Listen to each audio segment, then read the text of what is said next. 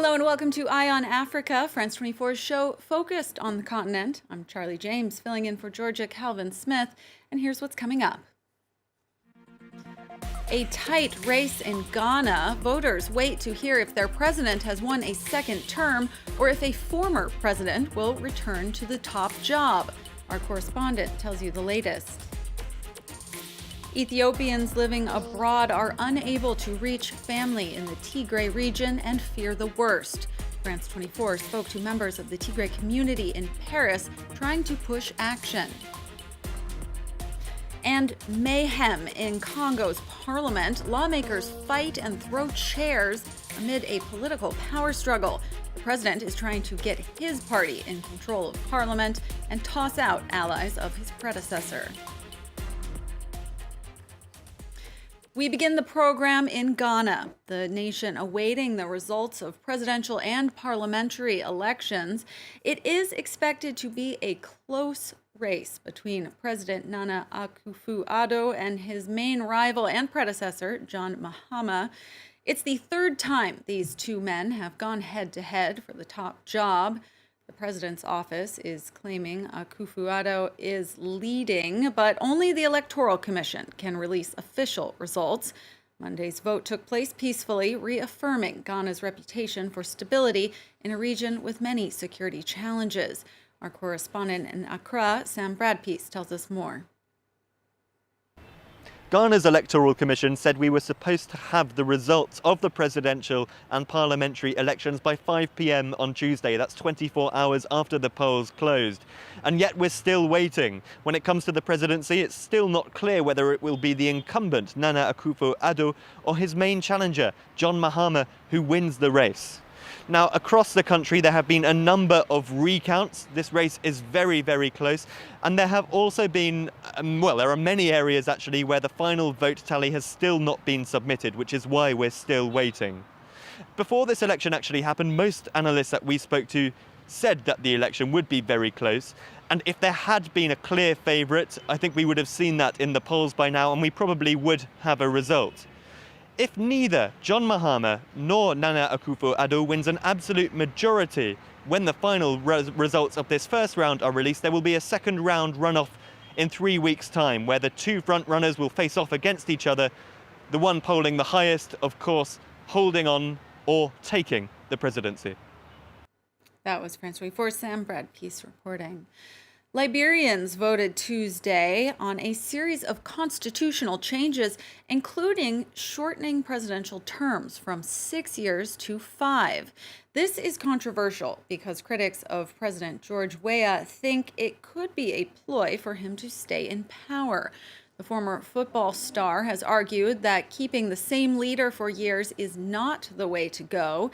But other presidents in the region have used constitutional changes to reset the clock on their time in office. Initial results of the vote are expected later this week. Ethiopia's government in a dispute with the United Nations over access to the war-torn Tigray region. A UN team was shot at in the area on Sunday. The government says it happened after the group didn't stop at 2 checkpoints. A UN spokesperson says its team was doing an assessment of roads in the area for aid deliveries to refugees. Ethiopian authorities do not seem happy the UN is in Tigray, saying they don't need a babysitter. Meanwhile, tens of thousands of civilians in Tigray have been forced to flee their homes since the conflict began, and refugees are desperate for aid.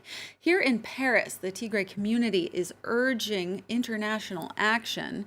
Our reporter Clovis Casale went to speak to them. Eleni started a new life in Paris, but these days all she can think about is Ethiopia. Violence is raging in the Tigray region where she was born, and communications are down. She can't reach her loved ones. That's my mother. She's not alone. My nieces also live there. She asked us to hide their faces for fear of reprisals. Despite a deal between the United Nations and the Ethiopian government, aid isn't reaching those in need.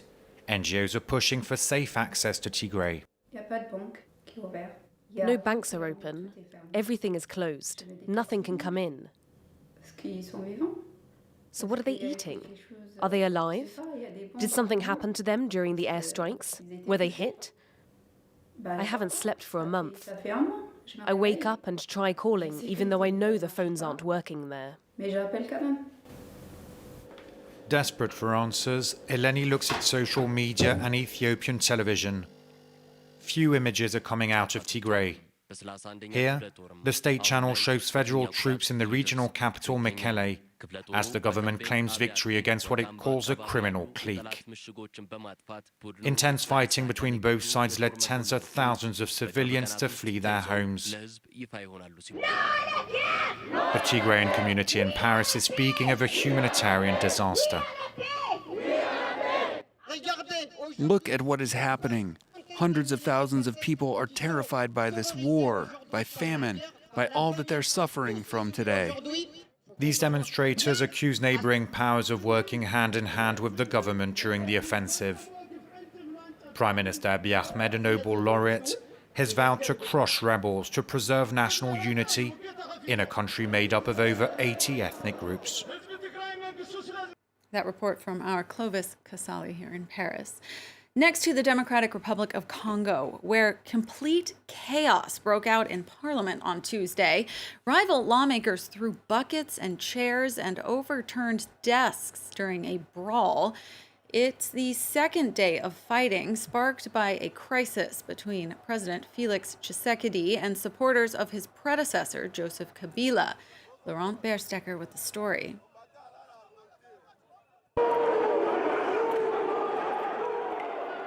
Scenes of chaos inside the DRC's National Assembly.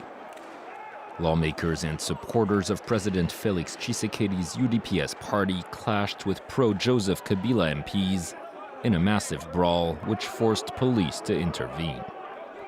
The violence followed similar scenes on Monday when UDPS lawmakers trashed podiums to prevent a session called by the Assembly's pro-Kabila president, Janine Mabunda. Nous avions l'objectif de barrer la route, sinon d'empêcher la tenue de cette plénière cavalière qui a été convoquée par Mabunda irrégulièrement. The clashes came amid a growing rift between President Felix Tshisekedi and Majority Leader Joseph Kabila. The crisis blew out into the open on Sunday after Tshisekedi said he would seek to form a new ruling coalition and threatened to dissolve parliament. The announcement sparked a fierce rebuke by pro-Kabila MPs who hold a wide majority in parliament and who denounced a violation of the constitution. Le FCC ne se sentant nullement concerné par les annonces inconstitutionnelles du chef de l'État, le rejette en bloc. After his election in 2018, Felix Tshisekedi agreed to share power with Joseph Kabila in a secret agreement which was never fully made public. An alliance between two juggernauts of Congolese politics, which now seems broken beyond repair. Nigeria denying accusations from the United States that it restricts religious freedom. The U.S. has put Nigeria on a blacklist of nations it says violate religious freedoms, alongside others such as China and Iran. The Nigerian government put out a statement saying it does not persecute or restrict based on religion. With a nearly equal number of Muslims and Christians in the country, Nigeria maintains a delicate balance between the religions, but killings and abductions have increased across Christian communities. Church and human rights groups have expressed concerns. For me, I think it's coming quite a bit late because we are looking at facts that have been on ground for many years. A situation where religious minorities in this country suffered helplessly, persecuted, and the most painful part of it is that there hasn't been that kind of strong commitment on the part of government. The Nigerian authorities have always thought that it was a Nigerian affair and that these are matters that have to do with political opportunism, because when you allow religion to drive intolerance, it leads to a lot of things, especially political instability. During the Central African Republic's civil war, the city of Bambari was torn by violent clashes between Muslims and Christians. But over the past few years, NGOs and foreign donors have invested massively to turn the city into a model of reconciliation. Today, these international organizations have become the main source of employment in Bambari, which has raised concerns of a growing dependence on international aid. It used to be the epicenter of the Central African Republic's bloody civil war, a no-go zone where thousands were massacred because of their religion. But today, Christians and Muslims live peacefully side by side in Bambari, a city hailed as a model of post-war reconciliation. Yet while the violence has ended, poverty remains widespread. Ce qui pose problème, c'est beaucoup plus le taux de chômage qui est très élevé à Bambari, parce que la crise a fait qu'il y a eu beaucoup de déperditions scolaires. Donc le nombre de demandeurs d'emploi a fortement doublé, même triplé même. Since 2017, NGOs and international donors have invested massively in Bambari, financing a slew of post-war reconciliation and reconstruction projects. But in the absence of major industries or businesses, these foreign organizations have become the city's main employers. These job openings usually require certain sets of skills, and most projects only last a few years, meaning opportunities have remained extremely limited for Bambari residents. Il y a beaucoup de projets qui sont arrivés à Bambari pour changer le milieu, la ville. Mais heureusement, nous avons constaté qu'il y a des bons projets pour l'avenir de nos jeunes. Mais il n'y a pas la pérennisation de ces projets.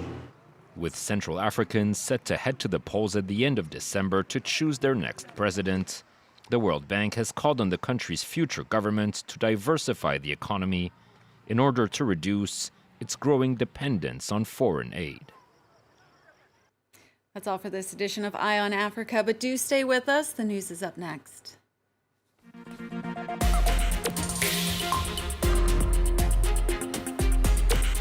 A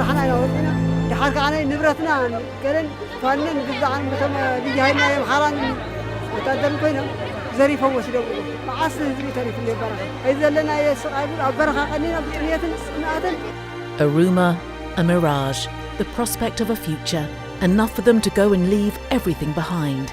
These Ethiopian refugees are exhausted, but they have one remaining hope: to survive.